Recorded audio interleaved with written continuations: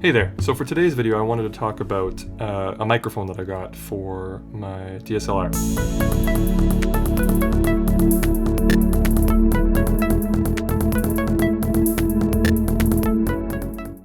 So this is the Aputure V-Mic D2. Comes with a windscreen, but it has a built-in preamp.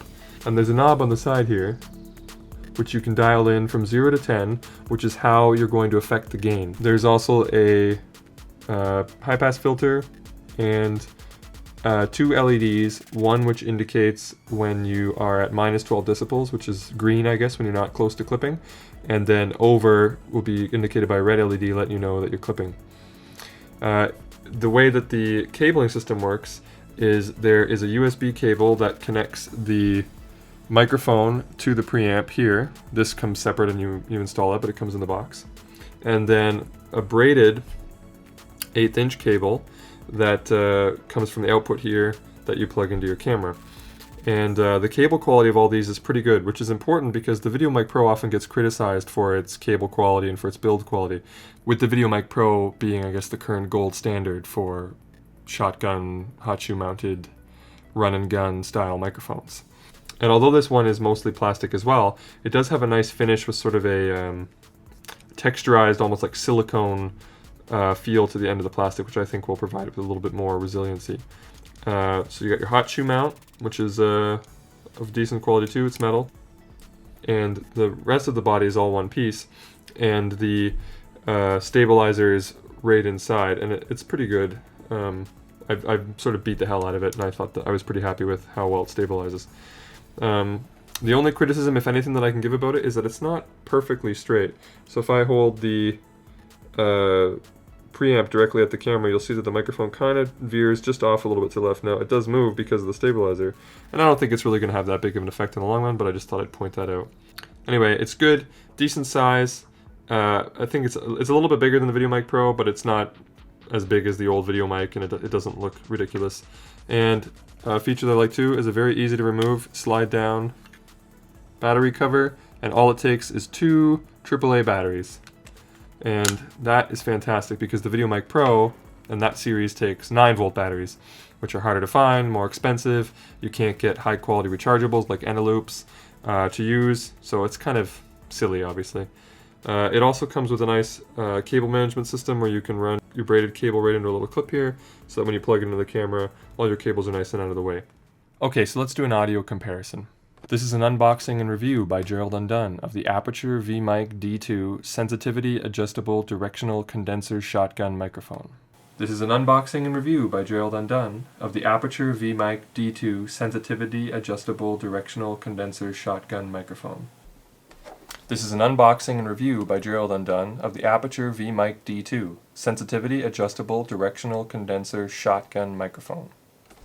This is an unboxing and review by Gerald Undone of the Aputure V-Mic D2 Sensitivity Adjustable Directional Condenser Shotgun Microphone. One thing I wanted to say about these audio comparisons is that there's no filters or editing done. All I've actually done is equalize the levels in post. So I brought them all up to the same volume so that you could hear which one introduces more noise. So what do you think sounded better? Let me know in the comments below. Do you think the Aputure sounded better or the VideoMic Pro? I think personally that the Aputure had less noise than the VideoMic Pro did because its preamp is stronger, and therefore I was able to turn the camera's gain down even lower, reducing more of the unwanted noise and hiss from inside the camera. Being able to turn your camera's internal gain down as far as possible is so important to producing a high quality sound. If you can get the gain in the camera's preamp to be as low as possible, you will achieve very close to the same results that you would get if you recorded externally. To prove this, I'll compare 2 audio samples. The first will be audio that I've recorded through my studio mic into a Scarlett Solo preamp directly into the computer without being run through the camera's preamp at all, and then synced up in post with nothing done to it but levels. The other one that I'm going to do is I'll record the same sound sample run through the Scarlett Solo, but then instead of into the computer, directly into the camera's preamp, set all the way down to 1 and record it that way. And we'll see which one introduces more noise, if there's, lost audio quality, if there's a difference. In my opinion, there isn't one, but we'll let you decide. Feel free to post in the comments below if you think it sounded cleaner to run it directly into the computer and sync it up in post. I'm also going to do a comparison where I let the camera take control of the gain with auto gain and show you how important it is to find a way to take control of that gain and minimize it as much as possible. This is an unboxing and review by Gerald Undone of the Aputure V-Mic D2 Sensitivity Adjustable Directional Condenser Shotgun Microphone.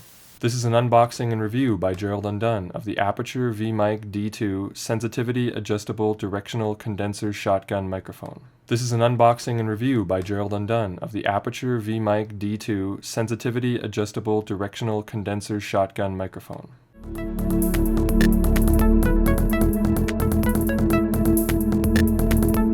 So for this last test, I'm going to blow some air at the camera with the windscreen for the V-Mic D2 on and off to see how effective the windscreen is at reducing wind noise.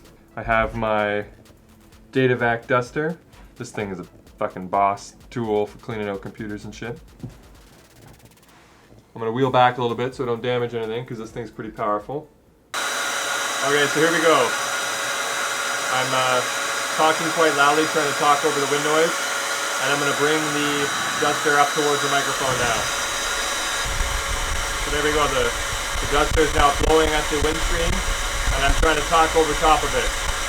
This is a test of the windscreen that comes with the Aputure V-Mic D2. 1, 2, 3. Okay, so same thing, but now I have the windscreen off, so I'm going to do the exact same test. Here we go. This is a test of the Aputure V-Mic D2. I'm trying to talk over the noise, and now I'm going to bring the duster up and blow it towards the camera. Here we go.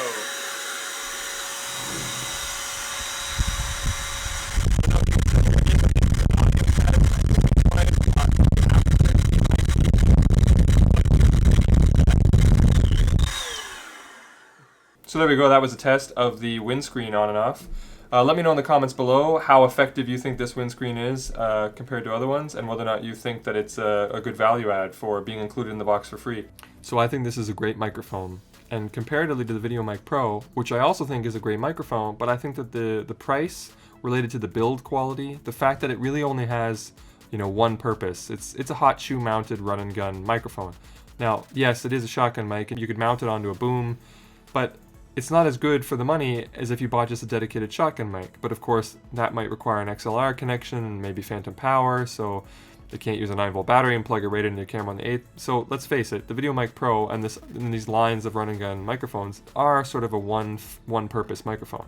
So to pay, you know, $319, $329, and then with the dead cat, $389 Canadian, for a single purpose microphone, I was having a little bit of trouble with it. When you add in the fact that it takes a 9-volt battery, which is bizarre, the fact that the build quality leaves a little bit to be desired, I wasn't happy with my choices.